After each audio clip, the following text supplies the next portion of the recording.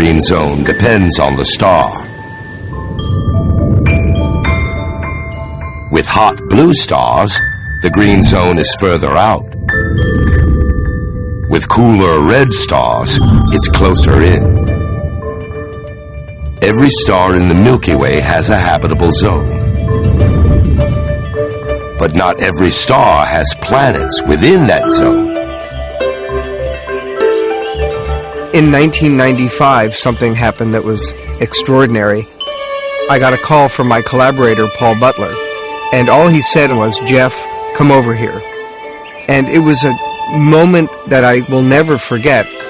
I was silent, Paul was silent, and we were just stunned. There on the computer screen, I saw the unmistakable signature of a planet. Marcy had discovered the first planet around another star. But he couldn't actually see it because the planet was too small and dim. Any planet orbiting a star is lost in the glare of that host star that outshines it by a factor of 1 billion. And so instead, to detect planets, we watch the stars. And in fact, a star will wobble in space because it's yanked on gravitationally by the planet or planets orbiting that star. And by watching the star alone, we can determine whether the star has planets and how far out those planets are from the host star. So far, astronomers have found over 400 planets orbiting stars in our galaxy, but none of them seem to be in habitable zones.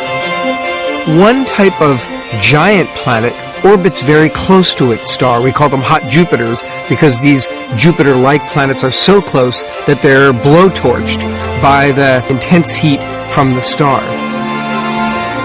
The other sort of planet we've found is also bizarre. We've found planets that orbit in elongated orbits, elliptical, stretched out orbits, but then the planets go very far from the star where they would be quite cold. And so the planets that we've found so far are a little too weird for us to imagine that life would have a good chance of surviving. But with 200 billion stars in the Milky Way, the odds look promising. Seth Shostak has done the math. You know, the indications are a lot of those stars have planets. Maybe half of them do. And since planets, being like kittens, you don't just get one, you get a couple. They're probably on the order of 1 million planets out there. 1 trillion planets. It's an unimaginably vast number. But what are the chances of them being in a location where life can flourish? We can expand the idea of a habitable zone around a star to a habitable zone within our entire Milky Way galaxy. The search for life begins with the search for a galactic habitable zone. The safe haven that allows life to flourish. In close, at the hub, there's an extraordinary amount of X-rays, harsh radio waves, even gamma rays, that would certainly destroy fragile, single-celled life just getting a start toward evolution. Downtown is dangerous. There's a supermassive black hole down there. You get too close to that, all sorts of bad things can happen. There's also a lot of stars down there, and a lot of stars sounds good. But on the other hand, if you have too many nearby stars, they tend to shake up all the comets in your solar system. They're constantly pummeling you with these collisions that, just ask the dinosaurs, are not always good for you. The spiral arms may offer the safest neighborhoods in the galaxy.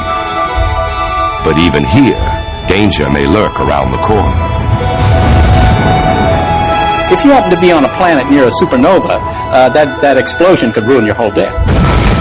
Life might get started, and then, another couple 100 million years later, it gets wiped out. So these areas are sort of no-go zones, no man's land. Well, no aliens' land, perhaps. The outer reaches of our Milky Way are quieter. But here, life would still find it difficult to take root. At the outskirts of our Milky Way galaxy, there aren't very many heavy elements of which the cells of our bodies and life as we know it are composed, and so we may not have the essential building blocks of life at the outer edges of our own Milky Way. So it's not an accident that we are where we are. Our neighborhood, tucked away between two spiral arms, is prime real estate. It's remained relatively unchanged for billions of years, giving life time to establish and evolve.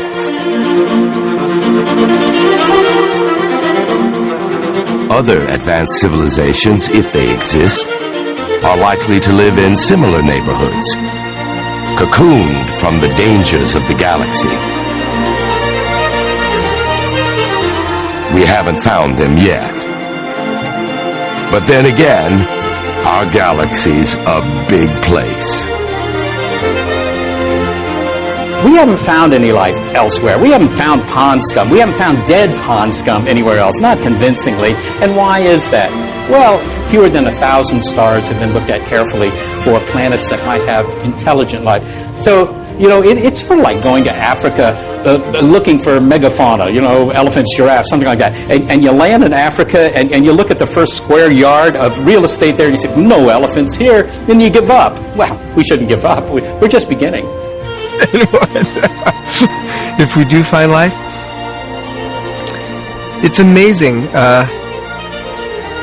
If we find life elsewhere in the universe, I think the stock market won't budge one bit.